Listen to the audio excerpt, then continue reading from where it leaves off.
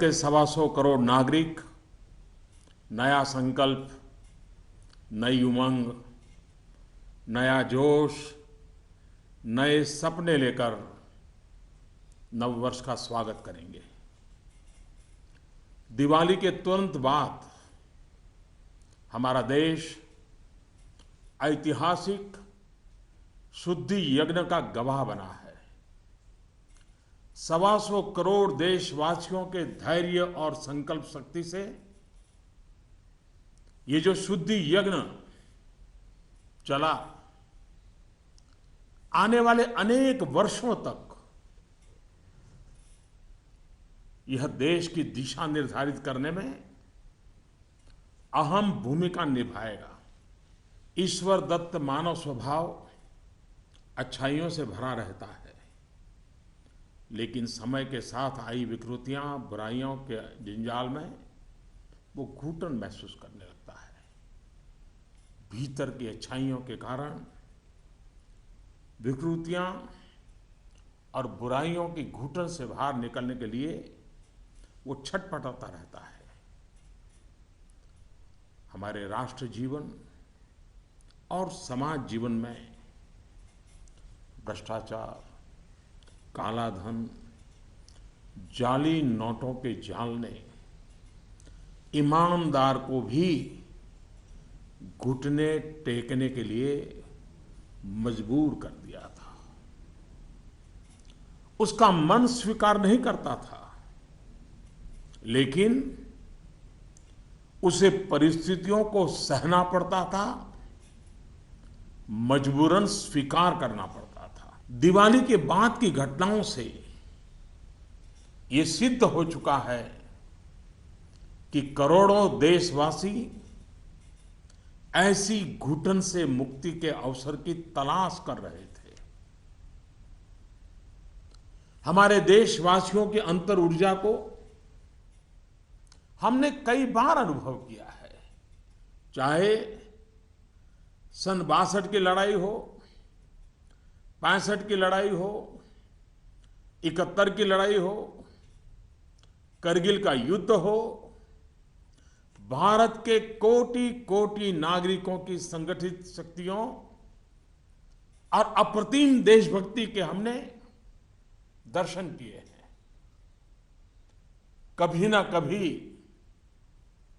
बुद्धिजीवी वर्ग इस बात की चर्चा जरूर करेगा कि बाह्य शक्तियों के सामने तो देशवासियों का संकल्प सहज बात है, लेकिन जब देश के कोटि कोटि नागरिक अपने ही भीतर घर कर गई बीमारियों के खिलाफ, बुराइयों के खिलाफ, विकृतियों के खिलाफ लड़ाई लड़ने के लिए मैदान में उतरते हैं, तो वो घटना हर किसी को नए सिरे से सोचने के लिए प्रेरित करती है।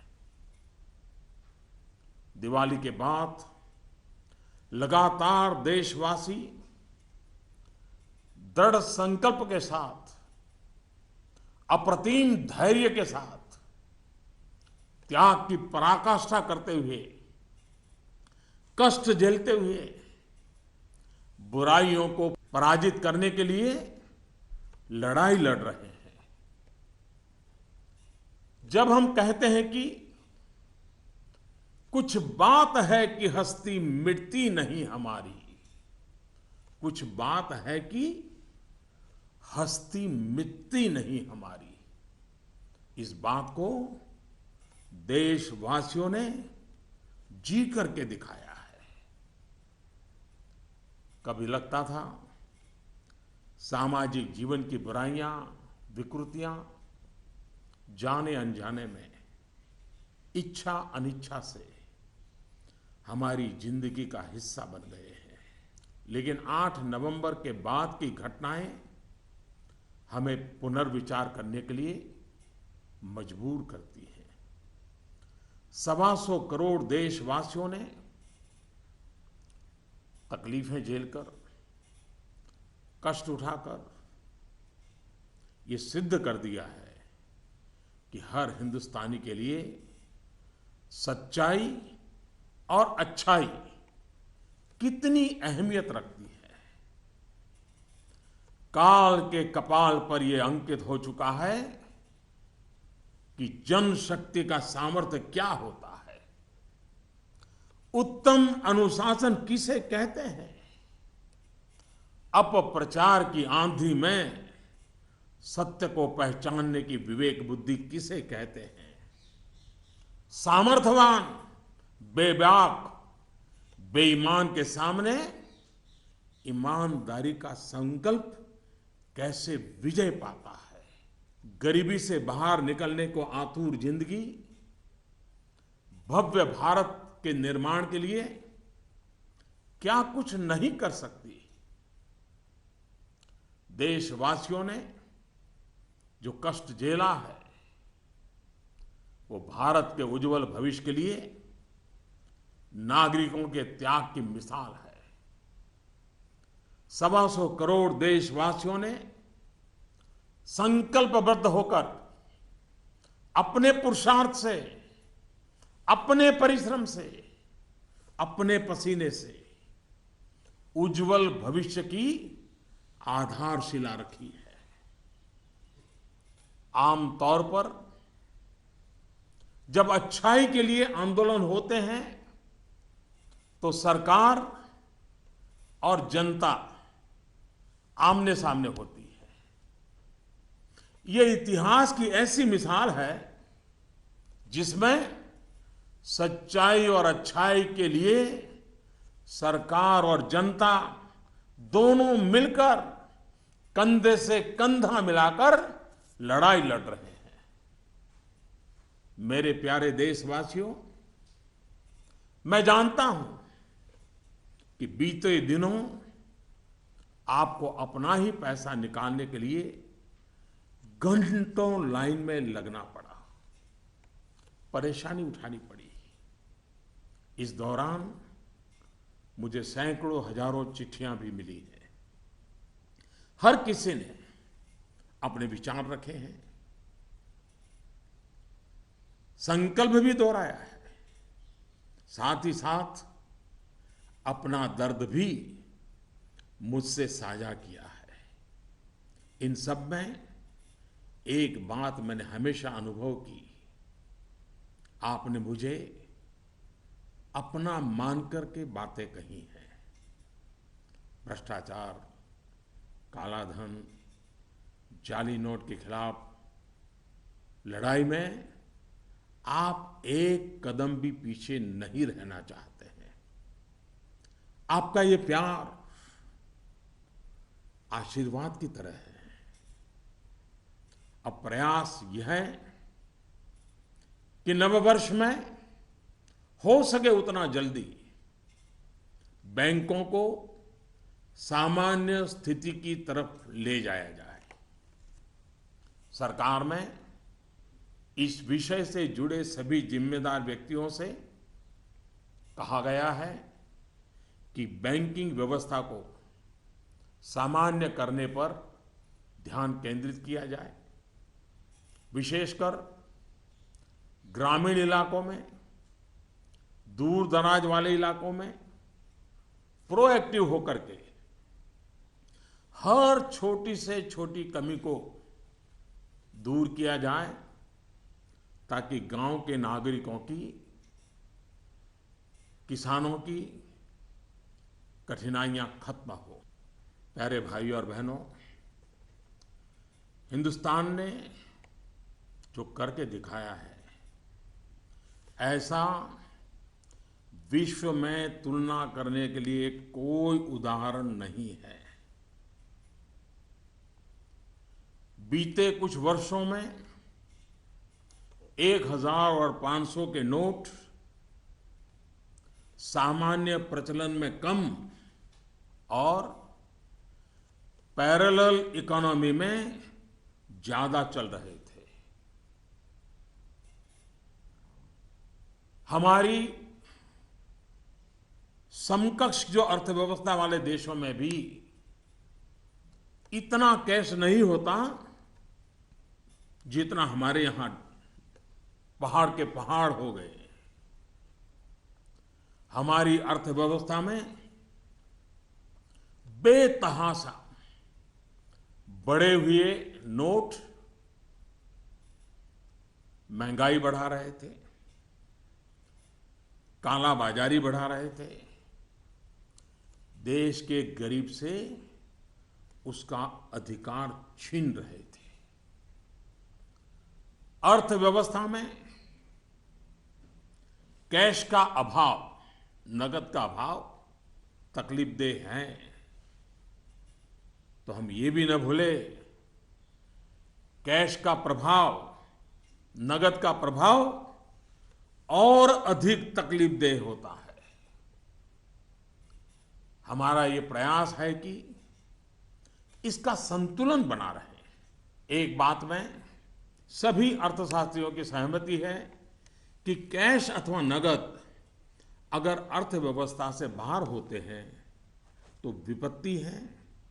वही कैश या नकद अगर अर्थव्यवस्था की मुख्य धारा में हो तो विकास का साधन बनता है। इन दिनों करोड़ों देशवासियों ने जिस धैर्य, अनुशासन और संकल्प शक्ति के दर्शन कराए हैं, अगर आज लाल बहादुर शास्त्री होते, जयप्रकाश नारायण होते, राम मनोहर लोहिया होते, कामराज जी होते, तो अवश्य देशवासियों को भरपूर आशीर्वाद देते।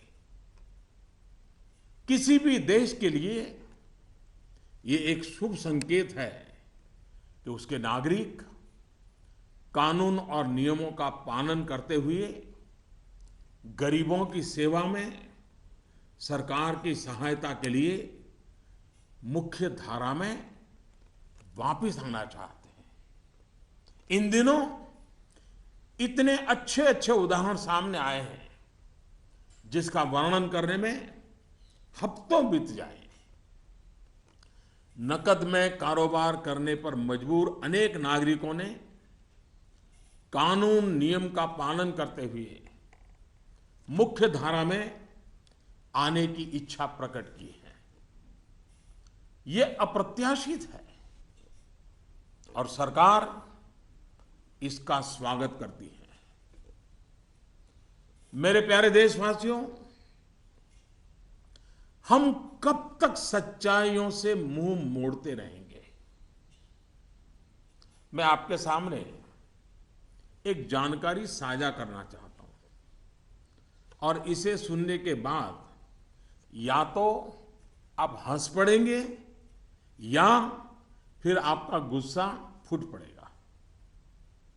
आपको जानकर के हैरानी होगी, सरकार के पास दर्ज की गई जानकारी के हिसाब से देश में सिर्फ और सिर्फ 24 लाख लोग ये स्वीकारते हैं कि उनकी आय 10 लाख रुपये सालाना से ज्यादा है। क्या किसी देशवासी के गले ये बात उतरेगी? आप भी अपने आसपास बड़ी बड़ी कोठियां, बड़ी बड़ी गाड़ियां देखते ही होंगे। देश के बड़े बड़े शहरों को ही देखें तो किसी एक शहर में आपको सालाना 10 लाख से अधिक आय वाले लाखों लोग मिल जाएंगे। क्या आपको नहीं लगता कि देश की भलाई के लिए ईमानदारी के आंदोलन को और अधिक ताकत देने की जरूरत है? भ्रष्टाचार, काले धन के खिलाफ इस लड़ाई की सफलता के कारण ये चर्चा बहुत स्वाभाविक है कि अब बेईमानों का क्या होगा, बेईमानों पर क्या बीतेगी, बेईमानों को क्या सजा होगी। भाइयों और बहनों, कानून का काम करेगा, पूरी कठोरता से करेगा, लेकिन सरकार के लिए इस बात की भी प्राथमिकता है कि ईमानदारों को मदद कैसे मिले, ईमानदारों को सुरक्षा कैसे मिले, ईमानदारी की जिंदगी बिताने वालों की कठिनाई कैसे कम हो, ईमानदारी अधिक प्रतिष्ठित कैसे हो। ये सरकार सज्जनों की मित्र है और दुर्जनों को सज्जनता के रास्ते पर लौटाने के लिए उपयुक्त वातावरण को तैयार करने के पक्ष में है। वैसे ये भी एक कड़वा सत्य है कि लोगों को सरकार की व्यवस्थाओं, कुछ सरकारी अफसरों और लाल फीताशाही से जुड़े कटु अनुभव होते रहते हैं। इस कटु सत्य को नकारा नहीं जा सकता। इस बात से कौन इनकार कर सकता है कि नागरिकों से ज्यादा जिम्मेवारी अफसरों की है, सरकार में बैठे छोटे बड़े व्यक्ति की है। और इसलिए चाहे केंद्र सरकार हो, राज्य सरकार हो या फिर स्थानीय निकाय, सबका दायित्व है कि सामान्य से सामान्य व्यक्ति के अधिकार की रक्षा हो, ईमानदारों की मदद हो और बेईमान अलग थलग हो। दोस्तों, पूरी दुनिया में एक सर्वसामान्य तथ्य है कि आतंकवाद, नक्सलवाद, जाली नोटों का कारोबार, ड्रग के धंधे से जुड़े लोग, मानव तस्करी से जुड़े लोग, हथियारों के कारोबार में लगे लोग, ये सब लोग काले धन पर ही निर्भर रहते हैं। ये समाज और सरकारों के लिए नासूर बन गया है। इस एक निर्णय ने इन सब पर गहरी चोट पहुंचाई है।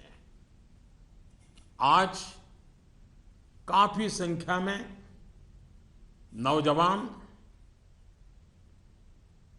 हिंसा का रास्ता छोड़ मुख्य धारा में लौट रहे हैं।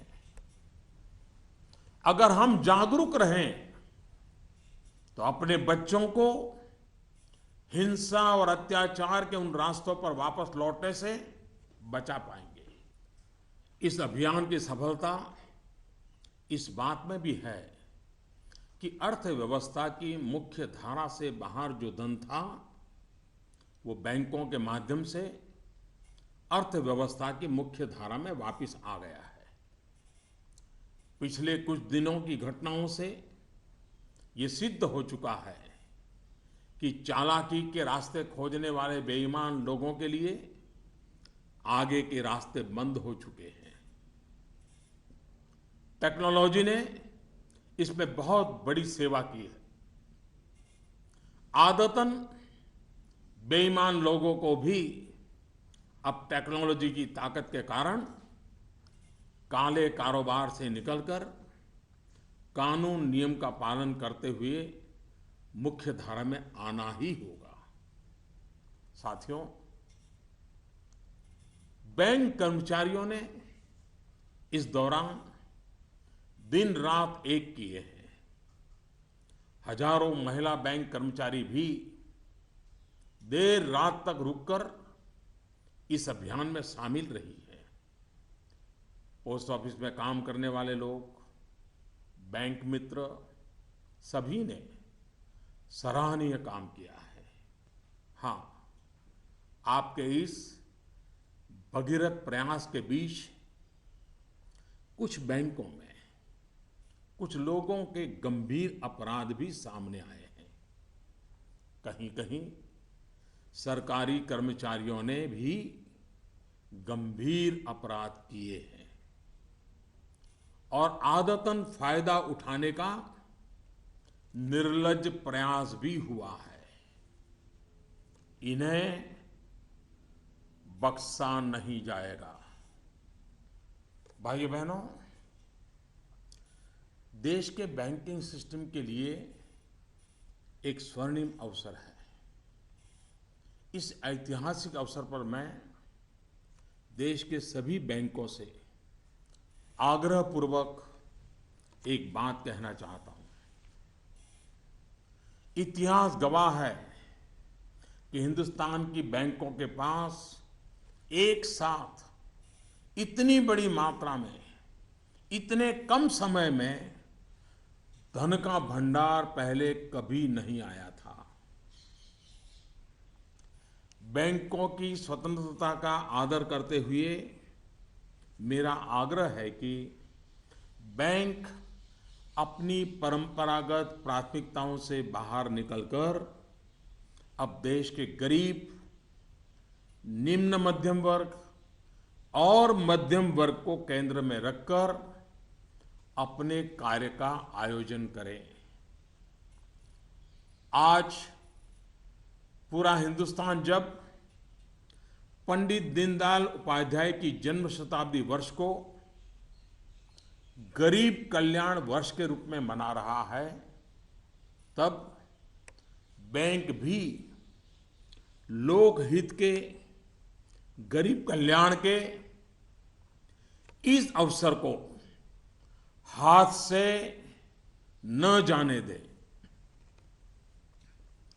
हो सके उतना जल्दी लोकहित में उचित निर्णय करें और उचित कदम उठाएं। जब निश्चित लक्ष्य के साथ नीति बनती है, योजनाएं बनती हैं, तो लाभार्थी का सशक्तिकरण तो होता ही है, साथ साथ इसके तात्कालिक और दूरगामी फल भी अवश्य मिलते हैं।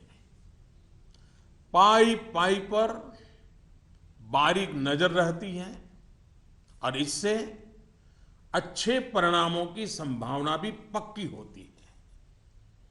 गांव, गरीब, किसान, दलित, पीड़ित, शोषित, वंचित और हमारी महिलाएं जितनी सशक्त होगी, आर्थिक रूप से अपने पैरों पर खड़ी होगी, देश उतना ही मजबूत बनेगा और विकास भी उतना ही तेज होगा। सबका साथ, सबका विकास, इस ध्येय वाक्य को चरितार्थ करने के लिए नववर्ष की पूर्व संध्या पर देश के 125 करोड़ नागरिकों के लिए सरकार कुछ नई योजनाएं ला रही है। दोस्तों, स्वतंत्रता के इतने साल बाद भी देश में लाखों गरीबों के पास अपना घर नहीं है। जब अर्थव्यवस्था में काला धन बढ़ा तो मध्यम वर्ग की पहुंच से घर भी खरीदना दूर हो गया था। गरीब, निम्न मध्यम वर्ग और मध्यम वर्ग के लोग घर खरीद सकें, इसके लिए सरकार ने कुछ बड़े फैसले लिए हैं। अब प्रधानमंत्री आवास योजना के तहत शहरों में इस वर्ग को नए घर देने के लिए 2 नई स्कीमें बनाई गई हैं। इसके तहत 2017 में घर बनाने के लिए 9 लाख रुपए तक के कर्ज पर ब्याज में 4% की छूट और 12 लाख रुपए तक के कर्ज पर ब्याज में 3% की छूट दी जाएगी। सरकार ने प्रधानमंत्री आवास योजना के तहत गांवों में बनने वाले घरों की संख्या को बढ़ा दिया है। यानी जितने घर पहले बनने वाले थे उससे 33% ज्यादा घर बनाए जाएंगे। गांवों के निम्न मध्यम वर्ग और मध्यम वर्ग के लोगों की जरूरतों को ध्यान में रखते हम एक नई योजना शुरू करने जा रहे हैं। 2017 में गांव में रहने वाले जो लोग अपने घर का निर्माण करना चाहते हैं या पुराने घर में कोई विस्तार करना चाहते हैं, एक दो कमरे और बनाना चाहते हैं, ऊपर एक आध नई मंजिल बनाना चाहते हैं, उन्हें 2 लाख रुपए तक के ऋण में 3% ब्याज की छूट दी जाएगी। दोस्तों, बीते दिनों चारों तरफ ऐसा वातावरण बना दिया गया था कि देश की कृषि बर्बाद हो गई है। ऐसा वातावरण बनाने वालों को मेरे देश के किसानों ने करारा जवाब दिया है। पिछले वर्ष की तुलना में इस वर्ष रबी की बुआई में 6% ज्यादा वृद्धि हुई है। फर्टिलाइजर भी 9% ज्यादा उठाया गया है। सरकार ने इस बात का लगातार ध्यान रखा कि किसानों को बीज की दिक्कत ना हो, खाद की किल्लत ना हो, कर्ज लेने में परेशानी ना आए। अब किसान भाइयों के हित में कुछ और अहम निर्णय भी लिए गए हैं। डिस्ट्रिक्ट कोऑपरेटिव सेंट्रल बैंक और प्राइमरी सोसाइटी से जिन किसानों ने खरीफ और रबी की बुआई के लिए कर्ज लिया था, उस कर्ज के 60 दिन का ब्याज सरकार वहन करेगी और किसानों के खातों में ट्रांसफर करेगी। कोऑपरेटिव बैंक और सोसाइटी से किसानों को और ज्यादा कर्ज मिल सके, इसके लिए उपाय किए गए हैं। नाबार्ड ने पिछले महीने 21,000 करोड़ रुपए की व्यवस्था की थी। अब सरकार इसे लगभग 2 गुना करते हुए इसमें 20,000 करोड़ रुपए और जोड़ रही है। इस रकम को नाबार्ड कोऑपरेटिव बैंक और सोसाइटीज को कम ब्याज पर देगा और इससे नाबार्ड को जो आर्थिक नुकसान होगा उसे भी सरकार वहन करेगी। सरकार ने यह भी तय किया है कि अगले 3 महीने में 3 करोड़ किसान क्रेडिट कार्डों को रुपे कार्ड में बदला जाएगा। किसान क्रेडिट कार्ड में एक कमी यह थी कि पैसे निकालने के लिए बैंक जाना पड़ता था। अब जब किसान क्रेडिट कार्ड को रुपे कार्ड में बदल दिया जाएगा तो किसान कहीं पर भी अपने कार्ड से खरीद बिक्री कर पाएगा।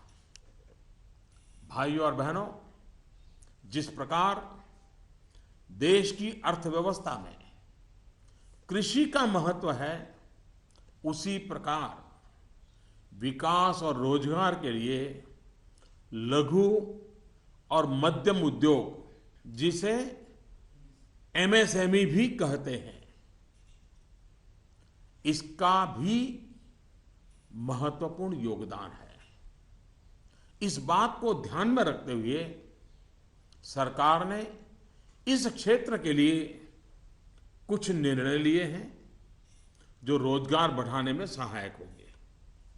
सरकार ने तय किया है कि छोटे कारोबारियों के लिए क्रेडिट गारंटी 1 करोड़ रुपए से बढ़ाकर 2 करोड़ रुपया करेगी। भारत सरकार एक ट्रस्ट के माध्यम से बैंकों को ये गारंटी देती है कि आप छोटे व्यापारियों को लोन दीजिए, गारंटी हम लेते हैं, अब तक यह नियम था कि 1 करोड़ रुपए तक के लोन को कवर किया जाता था। अब 2 करोड़ रुपए तक का लोन क्रेडिट गारंटी से कवर होगा। एनबीएफसी यानी कि नॉन बैंकिंग फाइनेंशियल कंपनी से दिया गया लोन भी इसमें कवर होगा। सरकार के इस फैसले से छोटे दुकानदार, छोटे उद्योगों को ज्यादा कर्ज मिलेगा। गारंटी का खर्च केंद्र सरकार द्वारा वहन करने के कारण इन पर ब्याज दर भी कम होगी। सरकार ने बैंकों को ये भी कहा है कि छोटे उद्योगों के लिए कैश क्रेडिट लिमिट को 20% से बढ़ाकर 25% करें। इसके अलावा डिजिटल माध्यम से हुए ट्रांजैक्शन पर वर्किंग कैपिटल लोन 20% से बढ़ाकर 30% तक करने को कहा गया है। नवंबर में इस सेक्टर से जुड़े बहुत से लोगों ने कैश डिपॉजिट किया है। बैंकों को कहा गया है कि वर्किंग कैपिटल तय करते वक्त इस बात का भी संज्ञान लिया जाए। कुछ दिन पहले ही सरकार ने छोटे कारोबारियों को टैक्स में बहुत बड़ी राहत देने का भी निश्चय किया था। जो कारोबारी साल में 2 करोड़ रुपए तक का व्यापार करते हैं, उनके टैक्स की गणना 8% आय को मानकर की जाती थी। अब ऐसे व्यापारी के डिजिटल लेन देन पर टैक्स की गणना 6% आय मानकर के की जाएगी। इस तरह उनका टैक्स काफी कम हो जाएगा।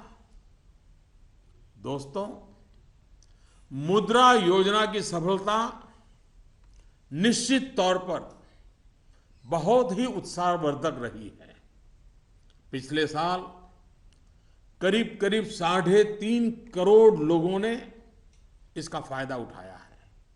दलित, आदिवासी, पिछड़ों एवं महिलाओं को प्राथमिकता देते हुए सरकार का इसे अब डबल करने का इरादा है।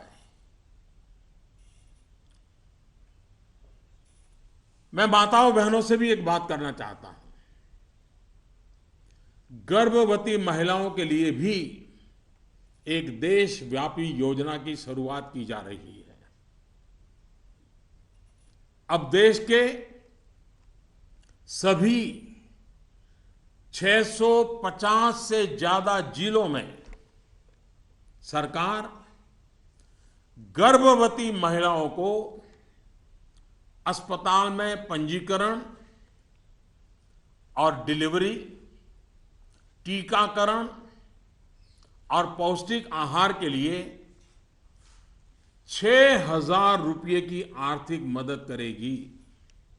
ये राशि गर्भवती महिलाओं के अकाउंट में ट्रांसफर की जाएगी, सीधी उनके खाते में जमा कर दी जाएगी।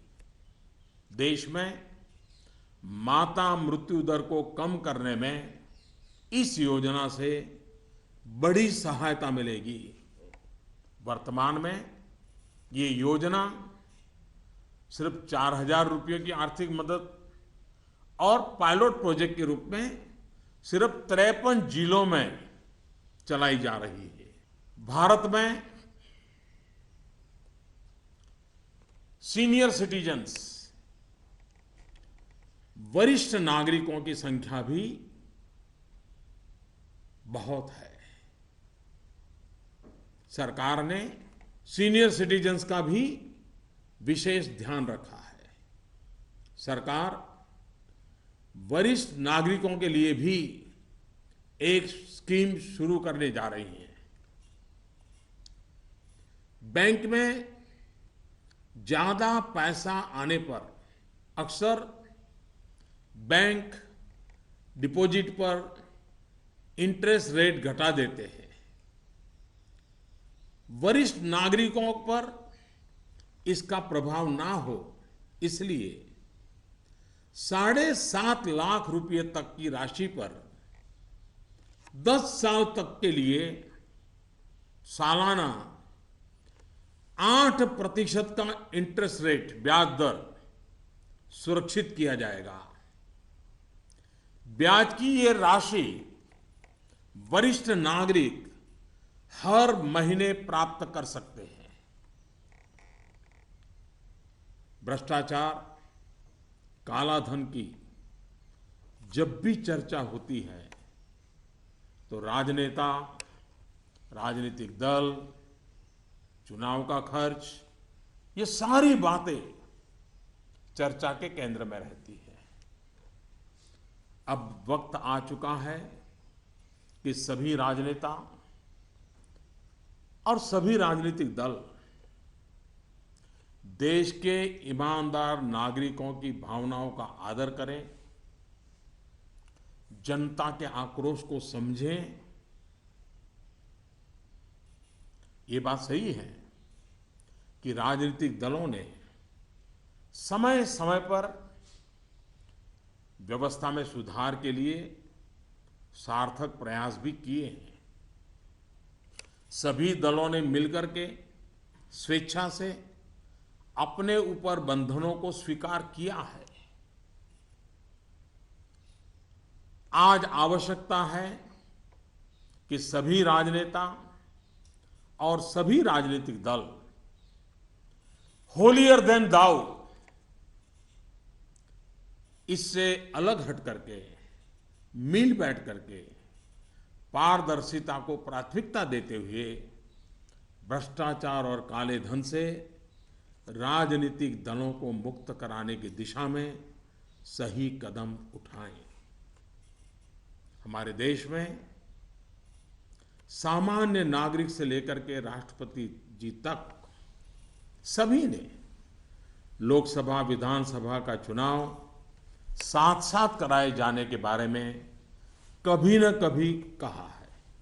आए दिन चल रहे चुनावी चक्र, उससे उत्पन्न आर्थिक बोझ तथा प्रशासन व्यवस्था पर बने बोझ से मुक्ति पाने की बात का समर्थन किया है। अब समय आ गया है कि इस पर बहस हो, सार्थक बहस हो और रास्ता खोजा जाए। हमारे देश में हर सकारात्मक परिवर्तन के लिए हमेशा स्थान रहा है।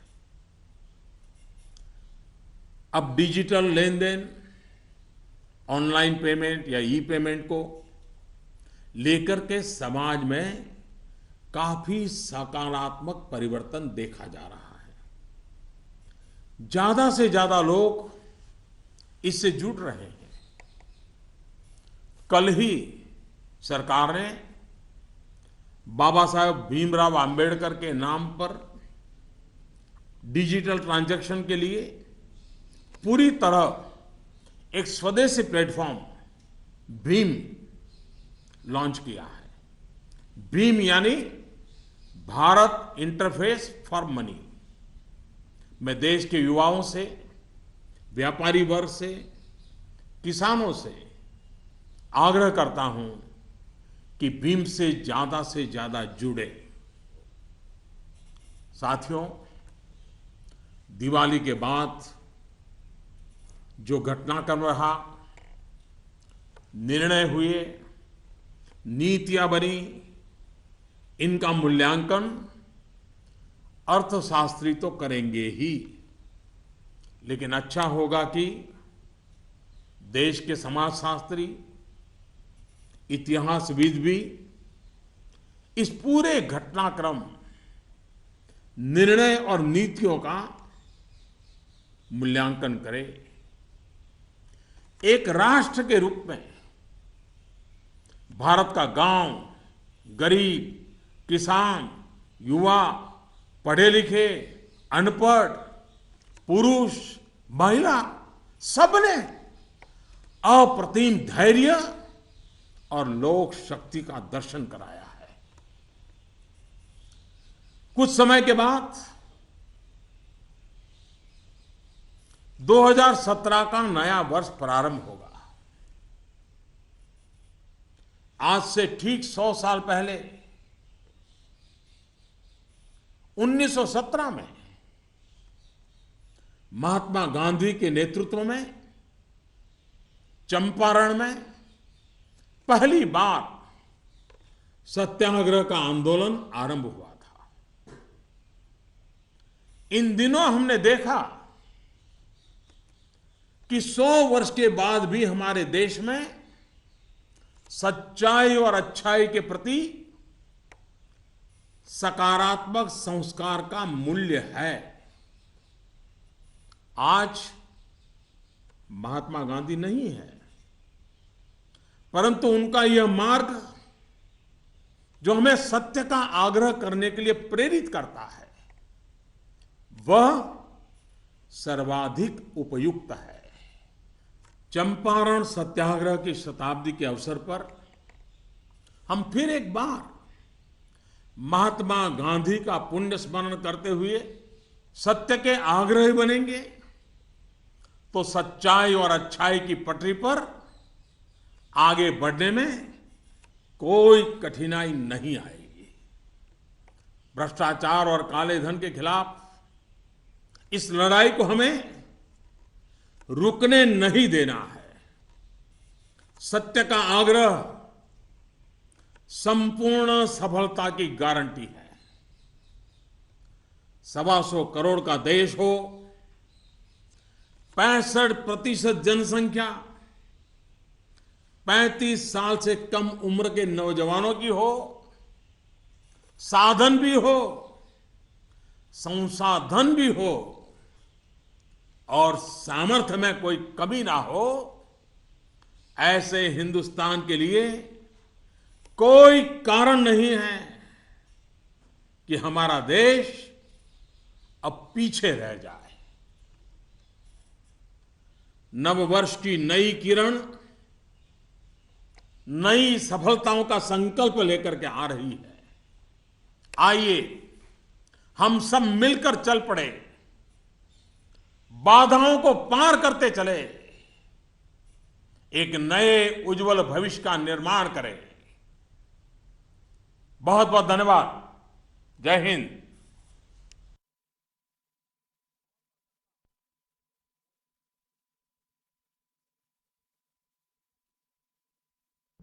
My fellow citizens, Namaskar.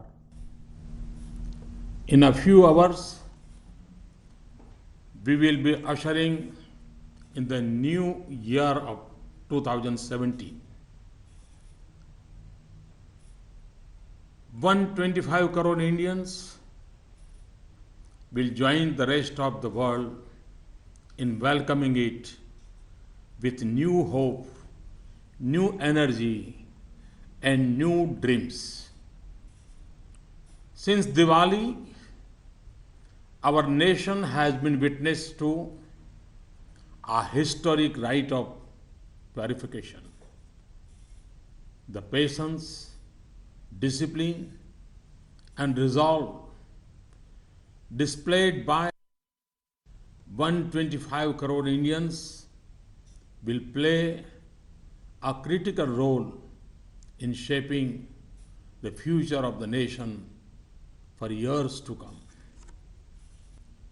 In God's creation, humans are endowed with fundamental goodness. With time, the distortions of badness creep in. People feel suffocated in a bad environment and struggle to come out of it. Corruption, black money, and counterfeit notes had become so rampant in India's social fabric that even honest people were brought to their knees. People were forced by circumstances in defiance of their inherent goodness it seems at times that the evils and corruptions of society, knowingly or unknowingly, intentionally or unintentionally, had become a part of our daily lives. Developments post Diwali have shown that crores of Indians were looking for an escape from this suffocation. We have, during the external aggressions of 1962, 1965, 1971, and Kargil, witnessed the intrinsic strength of our citizens, such as collective energy and patriotism, is understandable in the face of external threats. However, when crores of Indians unite to fight a war against internal evils, it is unparalleled. Indians have, with firm resolve and infinite patience, faced difficulties with a smile, redefining the concept of sacrifice. We have lived these ideals. 125 crore Indians have shown in their fortitude the importance we place in truth and goodness. This has been written on the sands of time. Indians have displayed the strength of people power, utmost discipline, and the ability to discern the truth in a storm of disinformation. They have shown that resolute honesty can defeat dishonesty. They have shown how much even people trapped in poverty are willing to do to build a glorious India. The people, through persistence, sweat, and toil, had demonstrated to the world an unparalleled example of citizen sacrifice for the brighter future of nation. Usually, when people's movements have arisen, the people and the government have been at loggerheads. It is historic that both the people and the government are on the same side in this battle against evil. The government is well aware that in this period you had to queue up and face difficulty in withdrawing your own money. I received letters from many people. They have shared their pain and sorrow with me, but also emphasized their support. You have talked to me as one of your own. In this fight against corruption and black money, it is clear that you wish to walk shoulder to shoulder with us. For us in government, this is a blessing. My effort is to take the banking system to normalcy as fast as possible in the new year. I have asked all concerned officers in the government to focus their attention to this task. They have especially been told to proactively resolve the problems in rural and remote areas. Friends, there is no precedent globally to what India has done. Nations similar to us do not have the amount of currency that we had. Over the last 10 to 12 years, 500 and 1000 rupees currency notes were used less for legitimate transactions and more for parallel economy. The excess of cash was fueling inflation and black marketing. It was denying the poor their due. Lack of cash causes difficulty, but excess of cash is even more troublesome.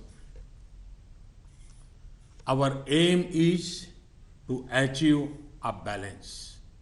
Economists agree that when cash is outside the formal economy, it is a cause of worry.